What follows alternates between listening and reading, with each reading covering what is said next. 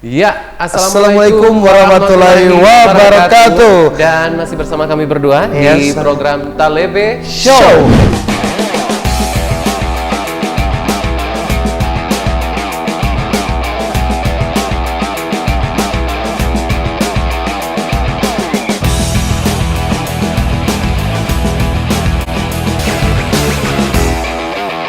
Spesial Idul Adha. Iya, spesial Idul Adha. Karena Bersama ada Hari Raya Idul Adha. Iya. Bersama sekarang.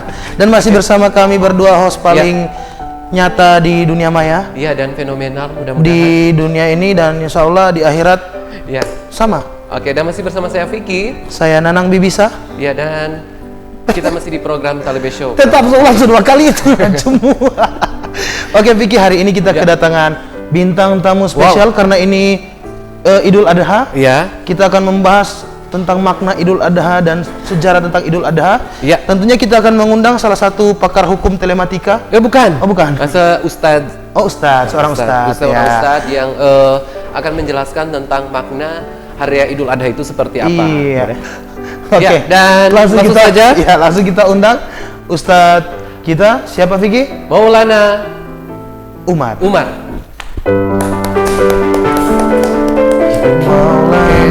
Assalamualaikum. Ya, Pak Ustadz. Berikan tangan Pak Muhrim. Oh iya, bukan Muhrim ya. Oke, apa kabar Maulana? Alhamdulillah. Alhamdulillah. Maulana, nama aslinya? Umar Faruk. Umar Faruk. Oke, langsung kita akan tanya-tanya dengan Maulana.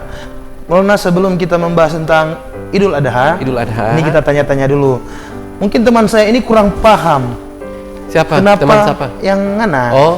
Kenapa disebut Maulana? Iya. Apakah itu nama atau gelar? Atau bagaimana? Gitu. Silakan. Jadi yang dikatakan Maulana, kita ada mengenal juga ada Ustadz Maulana yang mungkin sering di TV. Oh iya. Itu mungkin kalau beliau nama. Nama. Adapun kalau Maulana biasa diambil dari gelar yang mereka mengambil studi belajar di tanah Hindustan. Iya. Jadi dari India, Pakistan, Bangladesh, maka yang mereka menyelesaikan hadis di sana, maka gelar Maulana itu adalah satu panggilan. Kalau di tempat kita di Indonesia Ustadz. Kalau di sana Maulana. Sebenarnya sama. Antara Ustadz dengan Maulana sama. Oh gitu. Jadi Ustadz dan Maulana sama.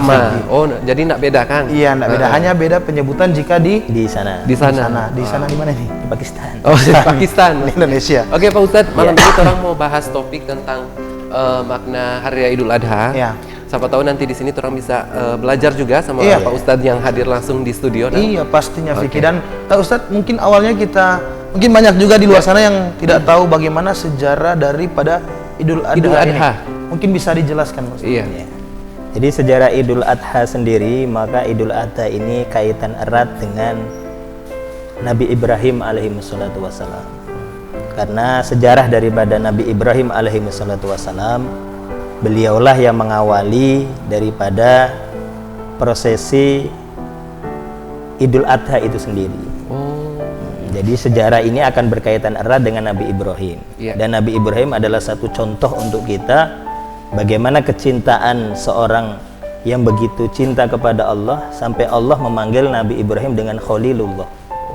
Jadi Khalil artinya kekasih, Habib kekasih. Tetapi kalau Khalil dia lebih tinggi daripada Habib. Maka adapun kenapa dinamakan demikian? Karena Nabi Ibrahim alaihi wassalam kurang lebih 86. Ini agak mirip-mirip dengan Masjid Hagia Sophia. Sudah 86 tahun terus terbuka lagi kemarin Jumat lalu. Maka 86 tahun Nabi Ibrahim menunggu seorang anak.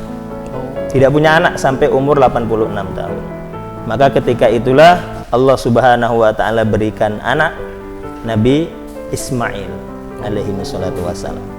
Ketika diberi Nabi Ismail, maka Allah Subhanahu wa taala mau mengetes. Allah Subhanahu wa taala menginginkan Nabi Ibrahim ini cintanya tidak berubah kepada Allah. Akhirnya begitu Nabi Ibrahim lahir, Allah Subhanahu wa taala perintahkan kepada Nabi Ismail lahir, Allah perintahkan Nabi Ibrahim untuk meninggalkan Nabi Ismail dan ibunya Siti Hajar di tengah-tengah padang pasir ketika itu. bagaimana seorang ayah yang menanti kelahiran anak 86 tahun, begitu lahir ditinggal di padang pasir. Iya. Berat. Tetapi karena ini kecintaan kepada Allah, dia laksanakan. Ketika ditinggal di tengah padang pasir, ketika itu Siti Hajar dengan Nabi Ismail hanyalah 2 orang saja. Tidak ada tetangga, tidak ada jiran, tidak ada teman, hanya berdua. Maka ketika itu Nabi Ismail yang masih bayi dengan ibunya Siti Hajar, maka Siti Hajar ikhtiar, jadi usaha. Jadi usaha itu dalam Islam tidak dilarang. Kita bekerja itu ikhtiar. Maka Nabi Siti Hajar tadi lari antara Safa dan Marwah. Lari dari Safa Marwah sampai 7 kali. Iya. Maka larinya inilah yang sekarang dikenal dengan lari sa'i. Lari sa'i. Sehingga orang haji sekarang ini melaksanakan lari sa'i. Iya. Kemudian setelah itu tidak ada tanda-tanda air keluar, maka Nabi Ismail menghentakkan kakinya ke bumi, maka dia hentak kaki, keluarlah air, sehingga dinamakan Zam-Zam. Zam itu arti sendiri adalah hentakan. Maka keluar air Zam-Zam, yang air tersebut mengalir terus sampai hari ini. Wow. Sehingga kalau orang pulang haji, apa yang dibawa? Air Zam-Zam. Zam-Zam. Bukan air dari Keran. Apa namanya? Iya. Apa di sini mata air yang Mata ada? air ya, sumur. Sumur. Ya. Maka demikian, kenapa ini terjadi? Allah cinta kepada Nabi Ismail sehingga amalannya Nabi Ismail menghentak kaki saja Ya. telah mensedekah kepada seluruh umat sampai hari kiamat. Masya Allah. Beda dengan hentakan kaki kita. Ya, betul. Ya. Betul. Kalau hentakan kaki kita membawa Ya. bangka-bangka tuh kaki. Enggak, maksudnya membawa. Itulah kenapa? Ya. Karena Allah cinta, Allah senang. Oh. Sehingga setelah itu, singkat cerita, perjalanan setelah berdua mereka awalnya keluar air, maka setiap musafir singgah mereka bangun. Akhirnya 13 tahun Nabi Ibrahim kembali untuk menjumpai anak dan istrinya yang ditinggal selama 13 tahun. Iya. Bayangkan 13 tahun kalau ditinggal sudah besar ini. Iya, betul. 13 tahun. Vicky kalau ditinggal suami tahan Oh, enggak? sudah lama. Ditinggalkan. Jadi ditinggalkan selama berapa tahun tadi? 13. 13 Selama 13 tahun. Wow. Setelah 13 tahun lamanya kerinduan yang mendalam.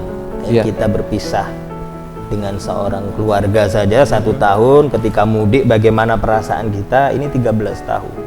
Yang tidak ada HP, tidak ada video call dan sebagainya. 13 tahun.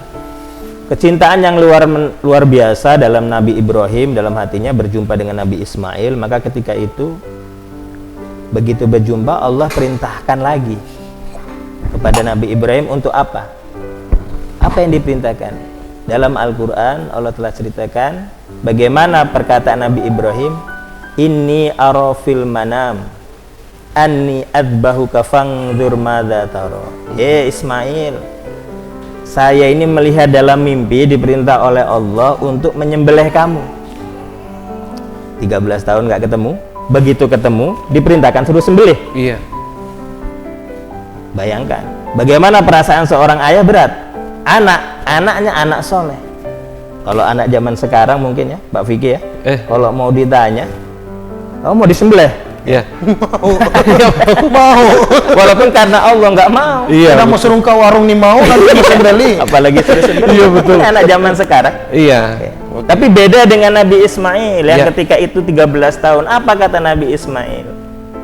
Ya abatif alma tu'mar satajiduni insyaallahu minas sabirin. 13 tahun ditinggalkan, dididik oleh ibunya. Iya. Inilah pendidikan ibu. Maka cari istri yang soleha. Iya. Sudah nikah belum? Oh, belum, Pak. Belum. Nah, Dia rencana mau cari istri yang soleh. Istri yang soleha mudah-mudahan. Oh, soleha bukan soleha. Soleha. ya, cari yang soleha supaya anak-anaknya soleh. Maka jawaban yang keluar apa kata Nabi Ismail? Ya abatif'al, ya wahai ayahku. Kalau hanya ya abi itu biasa, wahai ayah. Tapi ya abatif'al, wahai ayahandaku tercinta, kerjakan apa yang ada dalam mimpimu, apa yang diperintahkan. Ya abatif'al ma tu'mar satajiduni insyaallah minas sabirin. Insyaallah engkau akan temukan saya, wahai ayahku, dalam golongan orang-orang yang sabar. anak berapa tahun tadi? 13. 13 tahun. Jawabannya begini. Didikan seorang ibu yang soleha. Iya. Sesuai dengan didikan. Maka apa yang terjadi ketika itu? Iblis datang. Digoda Nabi Ibrahim. Ibrahim, gak usah kamu kerjakan itu. Ngapain kamu mau sembelih anak baru ketemu kamu mau sembelih ini? Iya. Nabi Ibrahim ambil batu dilempar. Datang lagi kepada Nabi Ismail. Ismail, kamu baru ketemu ayah kamu, mau-mauan kamu mau disembelih. Maka ketika itu iblis wujud manusia. Sekarang setan nggak wujud manusia lagi. Manusia yang karena sudah terwakilkan oleh manusia. Betul. Sekarang sudah terwakilkan. Iya, betul. Ya, karena apa? Minumannya setan diminum manusia. Iya. Sudah diwakilkan. Maka setan nggak perlu nongol lagi sekarang. Sudah istirahat tenang dia. Sudah banyak perwakilan. Maka apa yang terjadi ketika itu? Datang kepada Siti Hajar.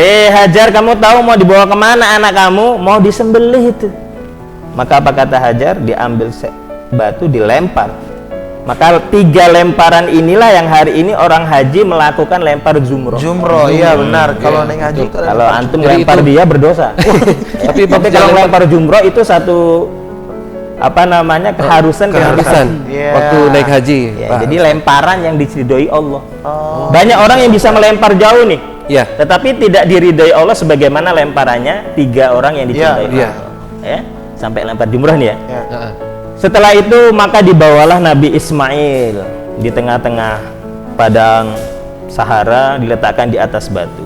Apa yang diucapkan oleh Nabi Ismail? Wahai ayah, tutuplah matamu supaya engkau tidak merasa kasihan ketika menyembelihku.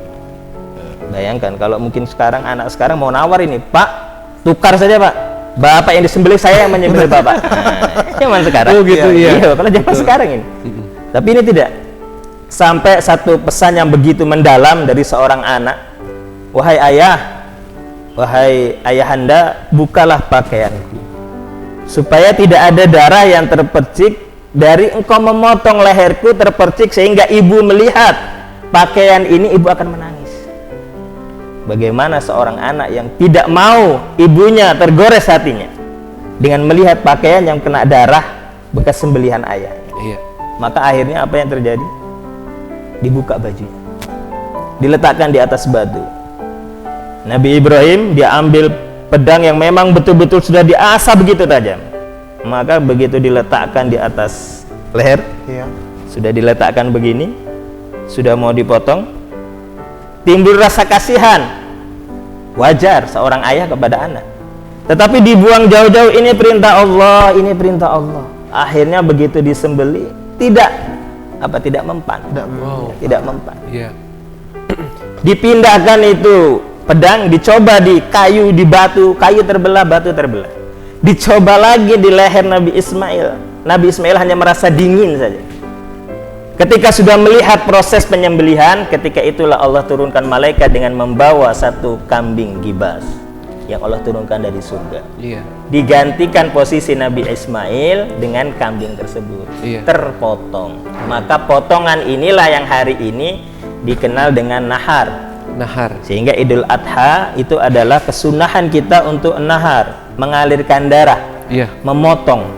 Sehingga ketika disembelih terwakilkan, dan pahala sembelihan Nabi Ibrahim mengalir sampai hari kiamat. Kalau hari ini kita motong kambing, motong sapi, motong unta, maka mengalir pahalanya kepada Nabi Ibrahim dan Nabi Ismail. Ini secara singkat. Demikianlah proses, sehingga seluruh proses haji hari ini, sa'i, lempar jumroh, kemudian lagi nahar, pemotongan, ini semua adalah cerita tentang keluarganya Nabi Ibrahim yang dicintai Allah. Jadi karena Allah cinta kepada Nabi Ibrahim, maka seluruh amalannya Nabi Ibrahim itu diceritakan untuk kita. Nah, Ustadz, mungkin ini kan disebut sebagai Hari Raya Kurban. Kenapa disebut Hari Raya Kurban? Kenapa disebut Hari Raya Kurban? Kenapa tidak disebut Hari Raya Domba? Betul. Atau Hari Raya yang lain. Kambing, gitu. Jadi kurban sebetulnya dalam Hari Raya Kurban tersebut ada makna tersirat di dalam. Makna apa? Yaitu bagaimana kita merasakan pengorbanannya Nabi Ibrahim. Kalau dulu Nabi Ibrahim disuruh menyembelih anak, kita tidak. Ya. Iya. Ya, jangan sembelih anak ini. Jangan. Bisa masuk kasus masuk penjara itu. Langsung masuk penjara itu. kasus pembunuhan anak. Kenapa kamu potong anak? Saya ngikut Nabi Ibrahim. Wah, salah. Ya, boleh ini. Iya. Apa yang dilakukan? Kenapa pengorbanan? Supaya kita merasa bagaimana Nabi Ibrahim dulu susah-susah untuk agama. Iya. Bagaimana Nabi Ibrahim mengorbankan kecintaannya. Ini yang mau Allah minta dari kita. Sehingga apa? Lan tanalul birra hatta tunfiqu mimma tuhibbun. Kurban itu bukan dilihat banyaknya, tapi yang Allah mau lihat, kamu itu sudah menyerahkan yang kamu cintai untuk Allah atau belum? Iya. Ya. Korban itu lebih identik kamu menyerahkan yang kamu cintai kepada Allah, bukan jumlah. Iya. Jadi itulah pengorbanan. Sehingga kenapa Idul Kurban? Supaya kita merasakan bagaimana dahulu Nabi Ibrahim itu pun berkorban. Kita hari ini diminta untuk korban. Ya, kalau mampu dengan sapi, mampu dengan unta, kambing. Oh, begitu. Ustaz, kalau nggak punya apa-apa, Ustaz, ya korban perasaan. Iya betul Ustaz. Iya, betul. Mau mana lagi? Ya. Kalau nggak mampu dengan apa-apa, korban perasaan. Korban Korban perasaan. Ya, Ini ini sama kayaknya- yang tolong dua sebanyak korban perasaan. Situ. Iya. Eh, Oke, Ustaz, lanjut lagi mungkin. Ya. Mungkin seperti Ustadz bilang tadi, untuk area korban ini Allah tidak melihat dari seberapa banyak Ya, yang iya. kita kasih. Yang penting apa tadi Ustadz? Nah, yang penting keikhlasan dan Keikhlasan. cinta.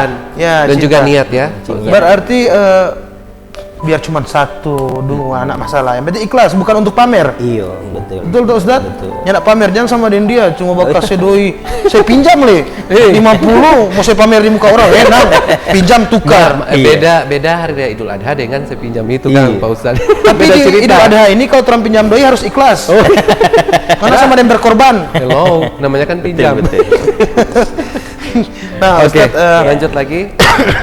untuk hari raya korban ini, kebanyakan untuk misalnya kalau sudah berkorban itu seperti yang biasanya kita lihat, artinya yang datang untuk mengambil dari hewan korban ini terutama kaum duafa. Iya. Duafa. Apakah memang diharuskan untuk kaum duafa atau misalnya orang-orang seperti ya kelas menengah ke atas bisa juga Bisa dibagikan? juga. Ya bagaimana itu? Jadi memang untuk pembagian kurban ini berbeda dengan zakat.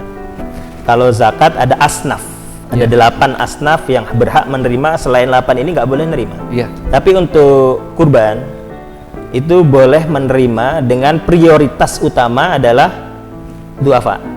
Ya, ini prioritas utama. Prioritas Iya, utama. duafa. Tetapi orang yang berkorban pun boleh mengambil, orang yang berkemampuan boleh mengambil, tetapi mereka juga hendaklah mendahulukan daripada Iya. duafa. Iya. Ya, ini lebih diprioritaskan karena Iya. mereka ini nggak pernah mungkin makan daging itu nanti hari raya. Iya, Iya, Ya, betul. benar. nanti hari raya makan daging. Ya, jangan sampai hak mereka pun diambil oleh orang yang mampu. Iya. Jadi kalau orang yang korban bagaimana Ustaz? Boleh nggak mengambil? Boleh dengan ukuran yang mereka pun masih orang lain menikmati. Iya. Jangan semuanya mau diambil. Betul. Nah, Ustadz, kalau untuk berkorban, misal sama Ustadz bilang tadi, kalau ada kemampuan unta ya Iya, unta, unta. sapi ya sapi, Kambing kambing ya sapi. kambing. Apakah besaran pahala itu dihitung dari seberapa besar yang terang kasih? Pemberiannya itu Iya, atau gimana betul. Pak Ustaz? Memang betul. Kadang ada pertanyaan Ustaz, apakah kalau semakin besar Iya. pahalanya besar? Iya, banyak pertanyaan. Iya. Yang Allah nilai itu justru dari lantana lul birra hatta tunfiku mimma tuhibbun. Iya. Jadi sejauh mana yang kamu cintai yang dikorbankan itu yang Allah. Adapun nilai ibadah itu tidak dinilai dari besarnya. Walaupun kalau semakin besar, karena besar itu untuk ukuran seseorang pegawai negeri mungkin 1 juta itu ringan. Untuk ukuran buruh 1 juta banyak. Maka 1 jutanya seorang buruh dengan 1 jutanya mungkin orang yang berpenghasilan tetap beda. Walaupun mungkin 100.000 bagi orang yang berpenghasilan enggak 100.000. Tapi bagi orang yang mungkin dia bekerja harian susah sangat berarti ini. Iya. Ini yang Allah mau lihat. Tetapi tetap dengan prioritas, kalau Allah berikan kemampuan kepada kita, sedekah yang paling baik, Iya. kurban yang paling baik. Ya, 1 kambing 1 orang. Ya. Oh gitu. Nah, kalau untuk onta, Iya. nah itu untuk 7 orang. Sama dengan sapi. Oh, Iya. gitu. Nah, Ustadz, kalau ada nih mungkin yang memberikan kurban terus niatnya hanya pamer tapi tidak ikhlas. Tidak ikhlas. Bagaimana itu, Iya. Ustadz? Iya. Ada orang yang korban tapi dia tidak ikhlas. Hanya sekedar yang penting di kampung orang lihat, oh dia katut tapi bantar korban. Iya. Oh, Iya. baru dia bilang, oh kita pi korban. Supaya nih. satu kampung dapat. Iya. Apalagi kalau sudah mendekati pilkada, Iya betul. Betul sekali itu Pak. mulai berbau-bau. Aduh, Iya, antar politik, korban, iya. antar korban dengan baleho. Satu kalian Satu kali Ada gambarnya. Ada gambar. Iya, Kalau gimana itu? Sapinya ada gambarnya. atau cap. Ya. Ada nomor pakai warna. Iya. Jadi kurban itu sendiri jangan sampai kita rusak dengan kotoran hati. Oh. Ya. Jadi diantaranya, kalaupun mungkin kita, terus Ustaz lebih baik nggak korban daripada yang korban nggak ikhlas. Lebih baik yang kurban nggak ikhlas karena satu saat dia akan ikhlas. Benar. Iya. Tapi jangan sampai niat di situ sudah dibarengin dulu, ya. Jangan sampai wah nanti pilkada baru kurban. Pas dia kalah dia minta lagi tuh dagingnya. Nah, ya. Karena ada juga begitu. Iya, ada orang ketika pemilu dia kasih karpet ke masjid, ketika kalah dia belum lagi. Nah, jangan sampai. Makanya bagaimana kurban itu betul-betul dari hati. Sehingga ini yang Pak Allah mau lihat. Iya. Bukan masalah apa namanya kita mau pamer, mau tidak. Tapi bukan berarti kalau orang yang korban setiap tahun, oh dia pamer ini. Setiap tahun dia korban, bukan. Karena masalah hati urusan dia dengan Allah. Nah, ikhlas urusan dia dengan Allah. Ikhlas itu seperti orang tidur. Kalau orang tidur, Iya. Pak Fikri ditanya, kamu sudah tidur? Jawab nggak dia? Kalau dia bilang saya sudah tidur, berarti dia belum Tidur. tidur. Oh ya, betul. Gitu ikhlas. Kamu ikhlas? Ikhlas saya, itu belum ikhlas. Iya, ya. Karena ikhlas itu seperti orang tidur. Kalau orang tidur ditanya, Pak Fikri sudah tidur? Terus bilang, sudah, berarti belum tidur. Belum tidur itu.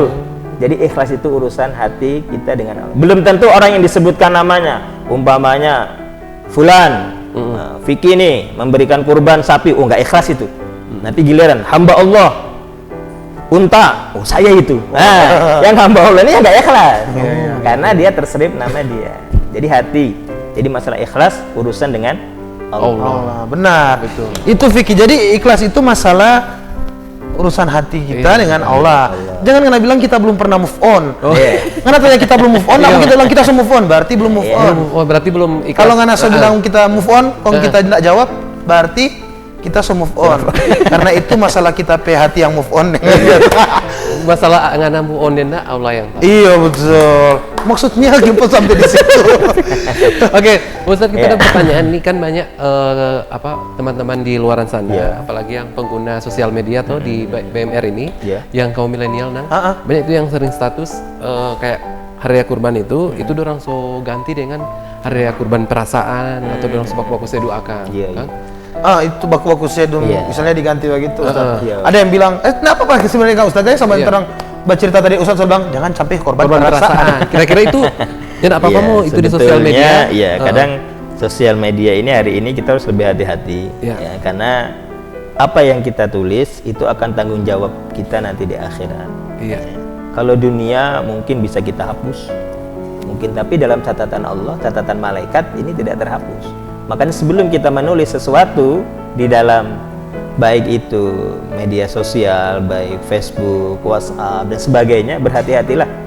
Jangan sampai berita yang masih belum jelas kita share kemana-mana. Banyak kadang ini, apalagi kalau menjelang apa fadilah begini, puasa ini apa semua. Nah, ini kita harus hati-hati. Makanya jangan pernah memainkan agama dalam media sosial. Bercanda yang lain. Jangan bercanda untuk agama. Karena takut nanti kita kena kemurkaan Allah, walaupun di situ hanya dalam media sosial. Kan hukum pun sekarang ada hukum IT. Iya, ya. Allah juga punya itu hukum nanti. Kamu akan tanggung jawab ini apa yang kamu tulis ini. Iya. Kemudian Pak Ustadz, di sini ada pertanyaan juga. Ini dari pertanyaan yang teman-teman berikan kepada orang, mau tanyakan Pak Ustadz ini. Kira-kira kalau mau puasa untuk Idul Adha ini? Ya benar. Iya, 1 hari sebelum atau 3 hari sebelum Hari Raya Idul Adha? Puasa sunnah untuk Idul Adha, ya, puasa sunnah Idul Adha itu sebenarnya mulai tanggal 1 Zulhijjah. Jadi masuk tanggal 1 Zulhijjah itu sudah mulai sunnah puasa itu sampai tanggal 9 untuk orang yang tidak haji. Ya, makanya ini disebut dengan malamnya keutamaan. Dalam surat Wal Fajr walayalin asyar. Asyar itu 10 malam, itu malam Zulhijjah. Maka kita siangnya disunahkan puasa. Jadi 1 puasa, 2, 3, 4, 5, 6. Tapi yang paling utama adalah di tanggal 8 dan 9 untuk yang tidak di haji. Kalau yang di haji tidak boleh puasa karena tanggal 9 adalah wukuf di Arafah. Nah, mereka wukuf nih. Nah, nggak boleh. Kita yang tidak wukuf maka puasa tanggal 8 dan 9. Puasa 8 Tarwiyah, 9 Arafah. Fadilahnya Arafah ini akan menghapus dosa kita selama 2 tahun yang lalu dan yang akan datang. Jadi tadi puasa. Insyaallah. Insyaallah. Sebenarnya ada niat mau puasa, tapi karena lata bangun, baru mau kerja juga ada kerja full 1 hari. Bukan alasan. Tada tahun depan. Kalau masih Riki. Amin. Takut dia. Mudah-mudahan masih Riki lagi. Amin. Oke, itu dia sedikit penjelasan, mungkin bukan cuma sedikit tapi full penjelasan tentang bagaimana kita memaknai Hari Raya Kurban dan sejarah bagaimana Idul Adha. Iya. Nah, Ustadz, ada pertanyaan yang mungkin sedikit keluar dari topik. Iya, boleh. Ini apa hukumnya jika seorang lelaki menyerupai Agnes Monira? Bagaimana, Ustadz? Nggak masuk topik. Saking fansnya dia menyerupai, Ustadz. Nah, bagaimana, Ustadz? Badiang, cum. Ustadz mau jawab. Jadi man tasabbaha biqaumin fahuwa minhu. Siapa yang menyerupai satu kaum, dia akan digolongkan kaum tersebut, ya. Makanya kalau kita menyerupai wanita, nanti kita akan digolongkan dengan orang yang menyerupai wanita. Tidak mungkin digolongkan wanita. Iya, betul. Karena lain. Iya. Ya. Yang lain toh, semuanya lain toh. Betul. Jadi tidak perlu definisikan lain itu dalam hal apa. Oh iya. Kita Allah berikan laki-laki, maka laki-laki ini dia punya sendiri. Nah, laki-laki itu Allah lebihkan daripada wanita. Ar-rijalu qawwamuna 'alan nisa. Laki-laki itu pemimpin di atas wanita. Wanita sehebat apapun, dia akan di bawah laki-laki. Nah, walaupun sekarang banyak juga laki-laki takut istri. Iya, betul. Itu menyalahi kodrat. Sama di nanang, no. Ya sembalas begitu. Makanya sebaiknya yang perlu kita ini adalah bagaimana apa yang sudah syukur Allah berikan kepada kita, itu yang kita syukur. Iya, benar. Syukur punya harta, gunakan di jalan Allah, sedekah, kurban, itu adalah syukur. Dan kurban ini bukan berarti sebatas apa yang kita mengkuma. Nabi pernah kurban banyak enggak sih? Pernah. Di haji kurang di akhir-akhir kehidupan Nabi pernah kurban 100 ekor unta. Berapa? 100 ekor unta. 63 beliau potong dengan tangan beliau sendiri. Nah, bayangkan, 63 ekor beliau potong dengan tangan beliau sendiri. Sisanya berapa? Masih ada tuh berapa? 34 dipotong oleh Sayyidina Ali. 100. Jadi Nabi itu pernah kurban. Ada satu pernyataan, Ustadz, ada satu yang bilang, Ustadz, kalau satu kambing boleh untuk satu keluarga, Ustadz. Ada satu Ustadz yang menyampaikan demikian, ya, saya nggak perlu sebut namanya. Karena dengan dalil riwayat Siti Aisyah yang mengatakan bahwasanya Nabi pernah memintakan kambing, kemudian Nabi sembelih dengan mengatakan Bismillah, ya. Kemudian Nabi sebutkan adalah min Muhammad wa ali Muhammad wa min ummati Muhammad.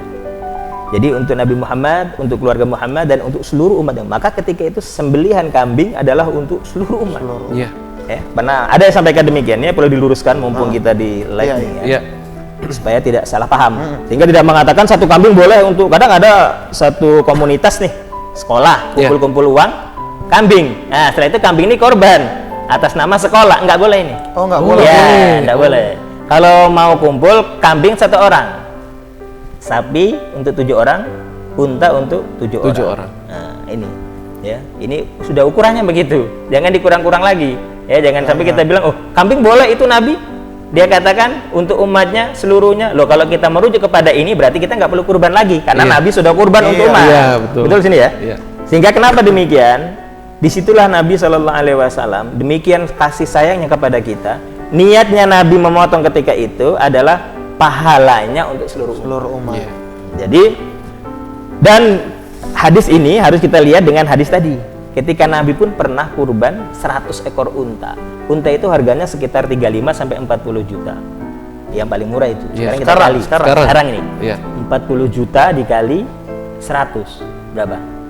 40 juta dikali 100. Kali 100. Berapa? 4 miliar. 4 miliar. Lama. 40 atau 4 miliar? 4 miliar. Betul. Yakin. Yang penting ikhlas. Atau mau sekolah lagi nih. Oke. Maka demikian Nabi pernah kurban dengan hartanya Nabi sendiri 4 miliar. ini baru namanya. Jadi jangan dikira Nabi itu miskin, Nabi pakainya compang-camping. Tidak. Nabi juga pernah kurban dengan jumlah demikian. Nggak mungkin seorang yang nggak punya harta mau korban demikian banyak. Jadi hartanya Nabi untuk agama. Makanya itu kita berkorban untuk agama itu malah besar sekali itu. Bukan berkorban untuk seseorang. Oh bukan, jangan mengejar cinta. Jangan mengejar cinta. Cinta boleh dikejar tapi cinta kepada Allah, bukan kepada makhluk. Ingat itu. Yang pertama marah-marah. Yang pertama cinta kepada Allah, yang kedua cinta kepada makhluk. Boleh kan begitu? Kalau kenapa isi-isi lagi boleh itu. Yang ada. Oke, Ustaz, syukur mu'anto, terima kasih. Ini banyak sekali pelajaran yang Ustaz berikan banyak tentang Idul Adha dan pencerahan yang luar biasa ya. Banyak yang orang tidak tahu dan nanti tahu di sini. Nah, itu terima kasih sekali Ustaz. Dan untuk teman saya satu ini Ustaz, dia sudah berjalan untuk hijrah saat ini. Insyaallah. Bahkan dia sudah berencana untuk menikah. Amin. Insyaallah dia mendapatkan jodoh yang soleha dan disegerakan. Amin. Agar dapat berkorban. Pokoknya yang terbaik untuk turan dua lah. Amin. Maksudnya ada dapat jodoh lagi, kita dapat jodoh. Oh iya, bukan turan dua yang dijodohkan. Jangan. Ini boleh Ustaz? Boleh kan Ustaz? Boleh. Begitu. Laki-laki. Dan thank you juga for teman-teman di rumah yang nonton di channel Duta Buan Citawaya Official. Ikuti terus channel ini dan jangan lupa like, comment, and share dan subscribe. Dan juga nyalakan tombol lonceng notifikasi biar Ngoni dapat pemberitahuan tiap ada konten-konten ini update dari Torang. Salah satunya konten ini. Oke, di akhir kata kami mengucapkan Assalamualaikum warahmatullahi wabarakatuh dan selamat menunaikan Hari Raya Idul Adha, minal aidin wal faizin. Mohon maaf lahir dan batin. Dadah.